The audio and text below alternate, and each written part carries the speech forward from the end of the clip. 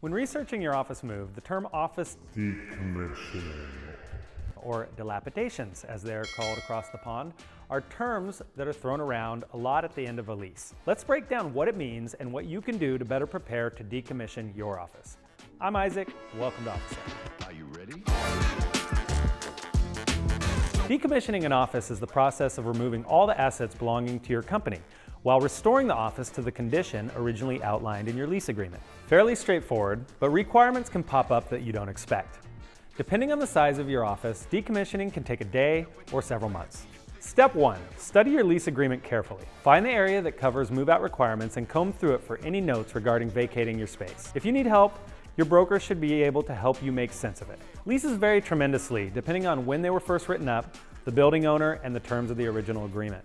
Generally, however, a tenant is expected to remove all furniture, clean the suite, and leave it empty and roughly in the condition they found it in, minus normal wear and tear. Kind of like moving out of a giant apartment, but with way more emails and Zoom meetings. A term often used is broom sweep or broom swept, which means about what you think it means. Step 2.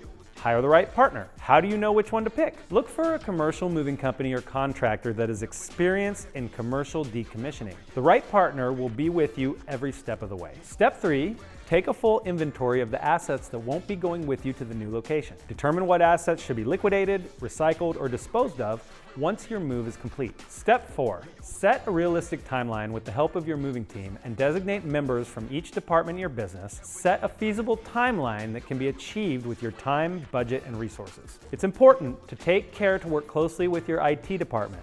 In our experience, their equipment and infrastructure can be more cumbersome and intricate than other departments. Step 5 is to liquidate the assets that won't be coming with you. Is your current furniture unfit for the space that you're moving into? Is it potentially time to upgrade and you're looking for a way to help your company save money? This is when you'll be glad you picked the right relocators for your move. A good commercial mover will be able to help, or they'll have the experience to help you connect with the resources you need to liquidate. This can involve selling, donating, repurposing, or recycling the items, or looking for more ethical ways of removal that doesn't involve trips to the landfill. Step 6, cleaning and final walkthrough. After reviewing your lease agreement previously, your relocators and your team will strategize for setting everything right in the original office. This could just mean giving it a good sweep and removing the debris, or it could end up being a major project. A typical decommissioning may include repairs and restoration of interior lighting, signage removal, wall patching and repair, data and low voltage cable removal, removal of server racks and related IT or AV equipment, and reversal of any changes you made to the building or suite during your time of occupancy.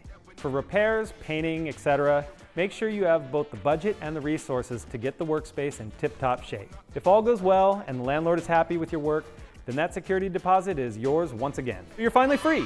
Congratulations, you made it. If you're in the San Diego area and need assistance with relocation, Offisavvy has your back. If you're looking to upgrade your office decor, we've also got you covered there. Check out our virtual showroom for all your office needs. Comment your questions below and we'll see you next time.